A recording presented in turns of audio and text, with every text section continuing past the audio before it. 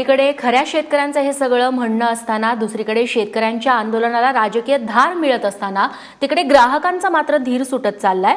कारण 3 दिवसांपासून भाजीपाला मिळत नसलेल्या ग्राहकांनी आता हा संप मिटवण्याची मागणी सुरू केली आहे। आज नाशकात बाजार समितीत शेतकऱ्यांनी भाजीपाला न आणणंच पसंत केलं। या संपामुळे आता सर्वसामान्य देखील वैतागलेत। दूध आणि भाजीपाल्याच्या टंचाईने केवळ सर्वसामान्यांची गैरसोय होते असं नाही तर शेतकऱ्यांचं देखील मोठं नुकसान होतंय। त्यामुळे या संपावरती लवकरात लवकर तोडगा काढावा अशी मागणी ग्राहकांकडून करण्यात येतेय।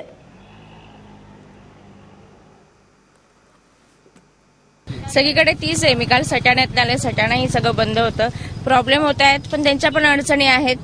लवकरात लवकर मार्ग निघायला पाहिजे, म्हणजे नागरिकांचे हाल होणार नाही, त्यांचंही शेतकऱ्यांचंही नुकसान होतंय, ग्राहकांचं नुकसान होतंय, शेतकऱ्यांचंही नुकसान होतंय। आमचं काय बटाटे उसळ याच्या भागवतोय आम्ही, पण शेतकऱ्यांचं जास्त नुकसान होतंय।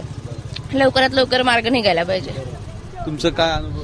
बस आता 4-5 दिवस झाले, आता कंटाळा आला या सगळ्यांचा, तर आता हे बंद व्हायला पाहिजे।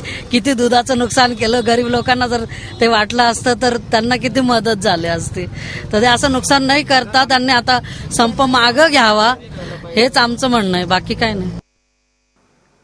तेव्हा ग्राहकांचं हे सगळं म्हणणं असताना नाशिकमधले शेतकरी नेमकं काय म्हणतायत तेही ऐकूयात। माल खराब होत चालले शेतीमध्येच, हो पूर्ण माल खराब झाले। मोठे मोठे काकड्या झाल्या, मोठे मोठे भोपळे झाले, मोठे मोठे कारले झाले, फुलावर फुटून चालली। फार नुकसान झाले शेतकऱ्यांची। बाकी तुम्हाला काय वाटतं, काय व्हावं या संपाचं पुढे? आता काहीतरी निर्णय लागावा असं माझं म्हणणं आहे। कर्जमाफी व्हावा म्हणजे व्हावा।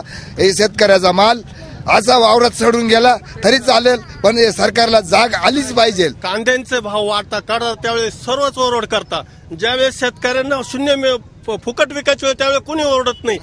ज्यावेळेस भाव वाढता त्यावेळेस काय होतं, सरकार 0 मिनिटात निर्यात बंद करतं आणि शेतकरी आज ओरडतोय, जीवाचा अंत करतोय। कसलाही बाजार नाही, म्हणून सरकारला निर्यातीची व्यवस्थित निर्बंध करायला नको।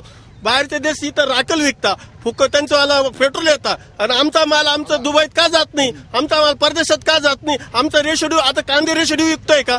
बाकी रेशोड्यू राहतो, कांद्यांना का रेशोड्यू आहे का?